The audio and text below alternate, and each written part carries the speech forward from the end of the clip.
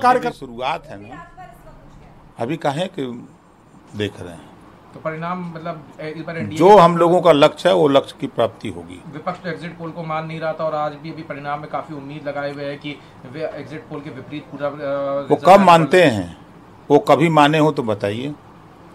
2022 में 400 जीत रहे, जब एग्जिट पोल आया तो उसको नहीं मान रहे थे।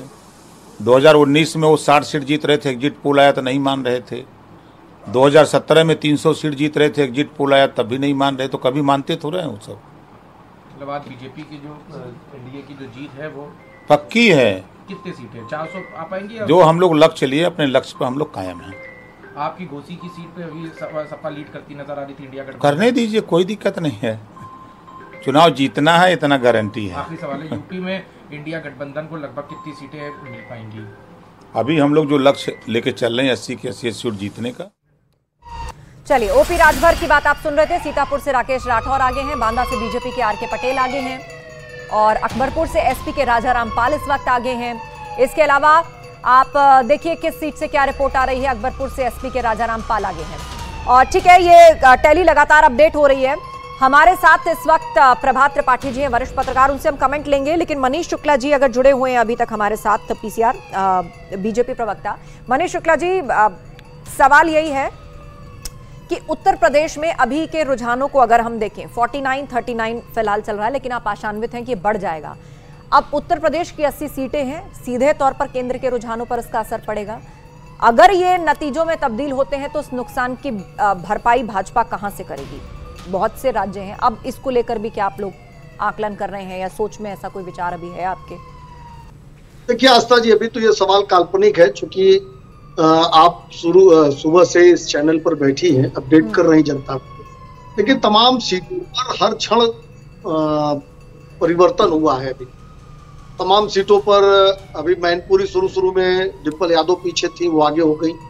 कन्नौज में केवल 6000 का अंतर है। हमको लगता है कि कन्नौज में भारतीय जनता पार्टी चुनाव में विजय दर्ज करेगी।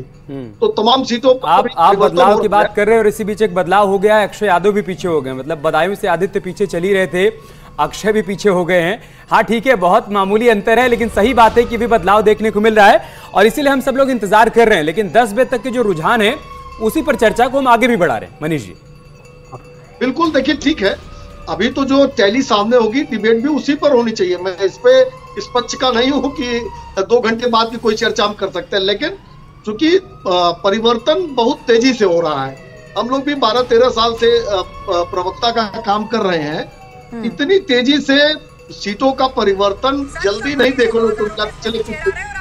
निश्चित रूप से ये हमको भरोसा है, जो हमारे पास फीडबैक है कि हमने जो लक्ष्य को लेकर चुनाव लड़ा था और जिस तरीके से 10 साल में देश में उत्तर प्रदेश में बदलाव हुए, उसके आधार पर जनता का मत और आशीर्वाद भारतीय जनता पार्टी। बिल्कुल बिल्कुल। और इस वक्त जो है आपको एक बड़ा अपडेट देते हैं, धर्मेंद्र यादव आजमगढ़ से 1745 वोटों से आगे हैं। हालांकि पोस्टल बैलेट की काउंटिंग जब से शुरू हुई है वो तभी से बढ़त बनाए हुए हैं और ईवीएम का डेटा ऐड होने के बाद भी 1700 कुछ वोटों से वो आगे हैं। दूसरी तरफ अखिलेश यादव का अंतर और बढ़ चुका है, 17,746 वोटों से अखिलेश यादव आगे चल रहे हैं। और डिम्पल यादव की बात करें तो वो 29,062 वोटों से आगे चल रही हैं। मैनपुरी से मैदान में है, यहां हुए बाई इलेक्शन में भी वो जीती और एक बार फिर से वो चुनाव लड़ रही हैं।